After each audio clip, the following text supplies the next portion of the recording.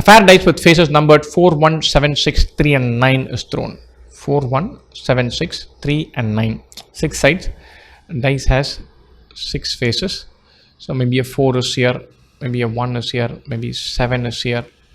And the other 3 have 6, 3 and 9. It's a fair die. A fair die. That means if you roll the die, any one of these 6 outcomes could come with equal likelihood. It's not like it is biased towards 4. It doesn't mean that we'll have 4 on top more frequently than the others or less frequently than the others.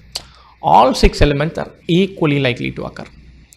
The probability of getting an even number, the total number of outcomes possible is 6.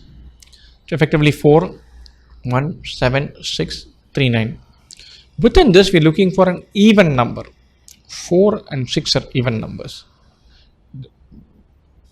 Or out of 6 possibilities, what are the chances of getting sum 2?